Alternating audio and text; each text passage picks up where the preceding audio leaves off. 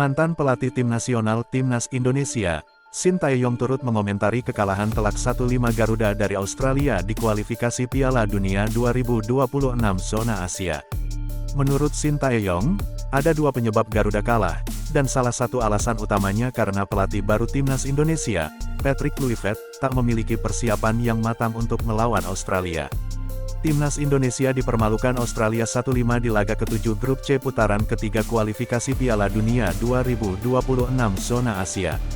Pertandingan itu digelar di Sydney Football Stadium, Sydney, Australia pada Kamis tanggal 20 Maret tahun 2025 kemarin. Shin Tae-yong yang merupakan mantan pelatih Timnas Indonesia turut menyaksikan pertandingan itu. Usai laga, pelatih asal Korea Selatan itu menganalisis penyebab kekalahan mantan anak asuhnya. Menurut Shin Tae-yong, ada dua penyebab utama Timnas Indonesia kalah dari Australia. Hal pertama, Shin Tae-yong mengatakan strategi permainan menekan pertahanan lawan tidak efektif.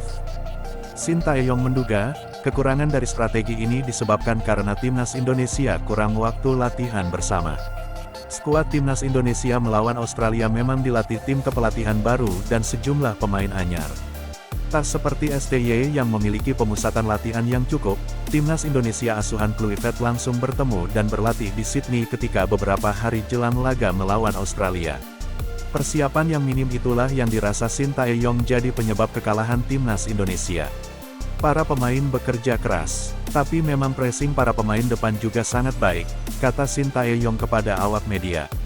Karena tidak banyak waktu untuk latihan jadi lepas man-to-man marking, jadi mungkin menyebabkan kekalahan ini, sambungnya.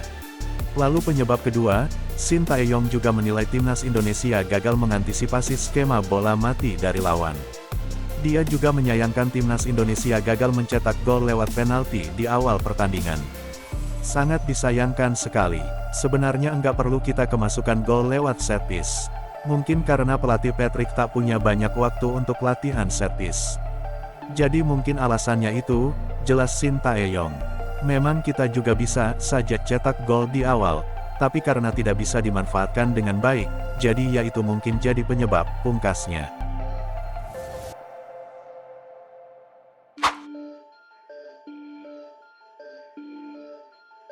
Timnas Indonesia harus menelan kekalahan telak 1-5 dari Australia dalam pertandingan lanjutan putaran ketiga kualifikasi Piala Dunia 2026.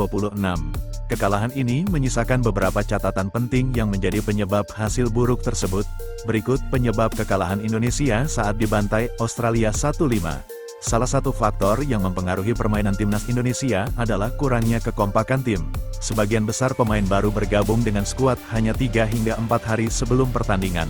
Waktu persiapan yang terbatas ini membuat koordinasi dan pemahaman antar pemain belum maksimal, sehingga tak jarang terlihat kebingungannya dalam menerapkan strategi di lapangan. Timnas Indonesia juga menunjukkan pertahanan yang kurang solid.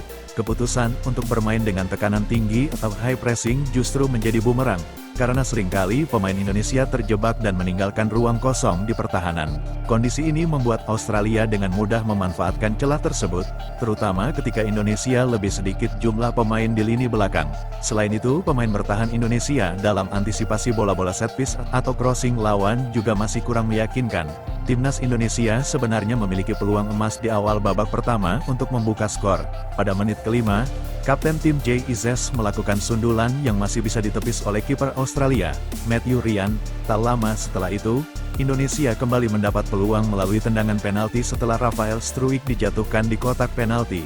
Sayangnya, tendangan penalti Kevin Dix di menit ke-8 hanya mengenai tiang gawang, mengubur harapan Indonesia untuk memimpin lebih awal.